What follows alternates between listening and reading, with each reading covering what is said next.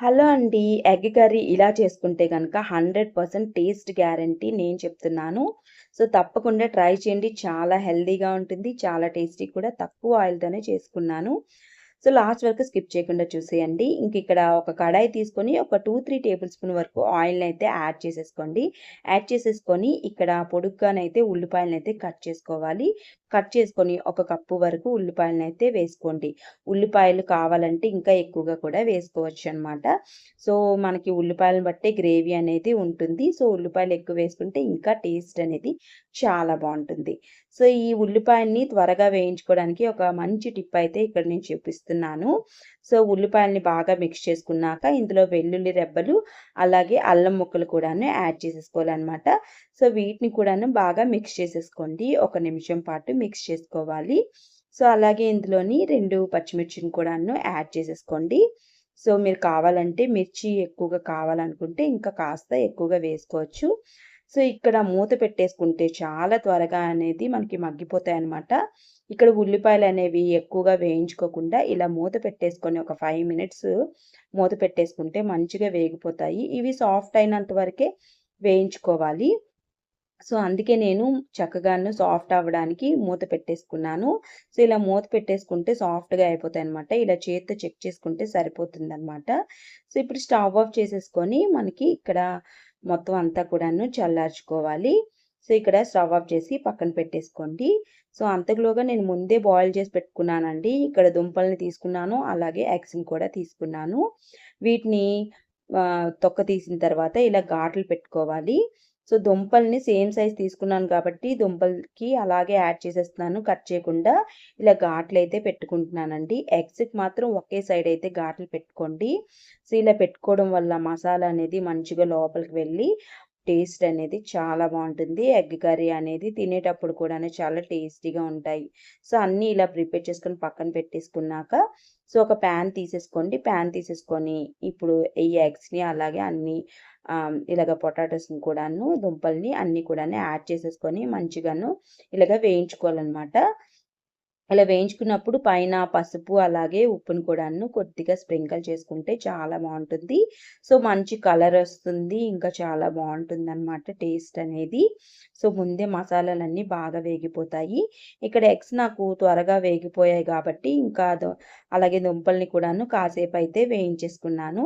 So, ఇప్పుడు మనకి ఇక్కడ ఉల్లిపాయలు కూడాను చక్కగాను చల్లారిపోయాయండి. సో, మిక్సీ జార్‌లో వేసుకొని ఒక 10 ఇక్కడ జీడిపప్పునైతే యాడ్ చేస్తున్నాను. అలాగే ఇందులోని నేను నువ్వుల్ని కూడా యాడ్ చేస్తున్నానండి. ఆల్రెడీ వేయించి పెట్టుకున్న నువ్వుల్ని నేను స్టోర్ చేసుకుంటాననమాట. సో, వీటిని మెత్తని పేస్ట్ లాగా అయితే ఇలాగా మంచిగానే గ్రైండ్ చేసుకొని పక్కన పెట్టేసుకోవాలనమాట.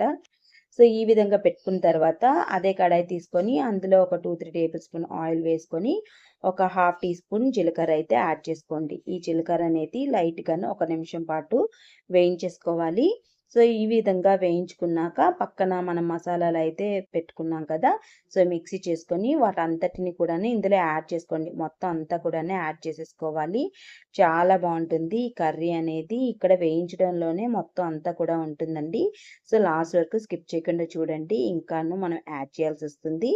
సో, మసాలా అంతా కూడాను మనకి కడాయికి అంటుకోకుండా ఉండాలి. అంతవరకును అలాగా మనం కంటిన్యూగా కలుపుతూ ఉండాలండి. ఇలా కంటిన్యూగా కలుపుకొని వేయించుకోవాలనమాట. మరిన్ని ఇందులోనే ఇప్పుడు మసాలానైతే యాడ్ చేసుకుంటున్నాను. అర టీ స్పూన్ పసుపు, అలాగే కారాన్నయితే యేసుకుంటున్నానండి. సో, అలాగే ఒక హాఫ్ టీ స్పూన్ సాల్ట్ అయితే యాడ్ చేసుకుంటున్నాను. అలాగే జీలకర్ర పొడి, అలాగే ధనియాల పొడి కూడాను యాడ్ చేసేసుకోండి. గరం మసాలా అనేది లాస్ట్‌లో యాడ్ చేసుకున్నానండి. సో, ఆ వీడియో అనేది స్కిప్ అయిందనమాట. సో, కావాలంటే మీరు ఇప్పుడే యాడ్ చేసేసుకోవచ్చు. సో, వీటిని మంచిగాను వేయించేసుకోవాలి. సో, ఆయిలు అంతా కూడాను పైకొచ్చేస్తుంది. అంతవరకును మీరు వేయించుకోవాలి. చూడండి కడాయికి మొత్తం అంతా కూడాను అంటుకోకుండాను మంచిగా వేగిపోయింది కదా! సో, ఈ విధంగాను వేయించేసుకోవాలనమాట మసాలా అనేది. సో, చాలా బావుంటుంది ఇలా వేయించుకుంటే. ఇప్పుడు మనం ఒక హాఫ్ కప్పు వరకు పెరుగైతే యాడ్ చేసుకోండి. ఈ పెరుగనేది పుల్లగా ఉండకుండా చూసుకోండి. ఫ్రెష్ పెరుగైతే యాడ్ చేసేసుకోండి. ఇలా పెరుగు యాడ్ చేసుకొని మళ్ళీ కంటిన్యూగా కలుపుతూ ఉండాలండి. కంటిన్యూగా కలుపుతూ ఈ మసాలా అంతా కూడాను బాగా వేగాలన్నమాట. మొత్తం అంతా కూడాను బాగా మిక్స్ అవ్వాలి. సో, అంతవరకు కలుపుతూనే ఉండాలండి. ఒక 5 మినిట్స్ అనేది టైం అనేది పడుతుందనమాట. సో, ఈ విధంగాను మంచిగాను కడాయికి రిలీజ్ అయిపోతుంది. సో, ఆయిల్ రిలీజ్ అయినంత వరకు ఇలాగ మంచిగా వేయించేసుకోవాలి. కంటిన్యూగా కలుపుతూనే ఉండండి. ఇదే టైంలోని లాస్ట్‌లో నేనిక్కడ పాలమీగడైతే వేసుకుంటున్నానండి. ఫ్రెష్ పాలమీగడైతే వేసుకుంటున్నాను. మీరు వీటి బదులు ఫ్రెష్ క్రీమ్ కూడా యాడ్ చేసుకోవచ్చు. సో, మన ఇంట్లో ఉన్న వాటితోనే ఈజీగా ఇలా చేసుకుంటే టేస్ట్ చాలా బావుంటుంది కదా! ఇంకా చాలా హెల్తీ కూడాను. సో, ఈ విధంగాను మంచిగాను మళ్ళీ వేయించేసుకోవాలనమాట. సో, మొత్తం అంతా కూడాను మసాలాలన్నీ బాగా వేయించుకోవాలి. సో, ఆయిల్ అనేది లాస్ట్‌కి రిలీజ్ లైట్‌గా అవుతుంది. ఇక్కడ నేను చాలా తక్కువ ఆయిల్ యూజ్ చేశాను కాబట్టి ఆయిల్ ఎక్కువ కనిపించట్లేదు.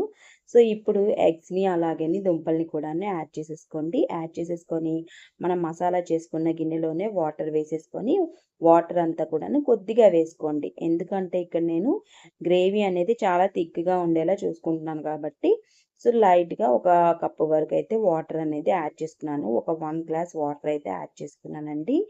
సో, ఈ విధంగాను మొత్తం అంతా కూడాను బాగా మిక్స్ చేసుకోవాలి. సో, బాగా మిక్స్ చేసుకున్న తర్వాత ఇక్కడ మనం ఇప్పుడు మూత పెట్టుకొని కుక్ చేసుకోవాలండి. సో, లాస్ట్‌లో నేనిక్కడ మీరు ఇక్కడ నేనైతే కసూరి మేతి అయితే యాడ్ చేస్తున్నాను. ఎందుకంటే నా దగ్గర ధనియా పత్తా లేదనమాట. కొత్తిమీర లేదు. సో, అందుకే నేను ఇక్కడ వేసుకుంటున్నాను. మీరు కావాలంటే ధనియా పత్తా వేసుకోవచ్చు. కొత్తిమీరని యాడ్ చేసుకోవచ్చు. ఒక 5 మినిట్స్ ఇలా మూత పెట్టుకొని ఉడికించుకుంటే ఎగ్ కర్రీ అనేది రెడీ అయిపోతుంది. సో, కర్రీస్‌లోకి గానీ, రైస్‌లోకి గానీ చాలా బావుంటుంది. తప్పకుండా ట్రై చేయండి. ఇంకా ఎలా వచ్చిందో తప్పకుండా ట్రై చేసి కామెంట్ చేయడం అసలు మర్చిపోద్దు. అండ్ వీడియో నచ్చితే తప్పకుండా లైక్ చేసి సబ్స్క్రైబ్ చేసుకోండి. Thank you for watching. Next వీడియోలో కలుద్దాం. బాయ్.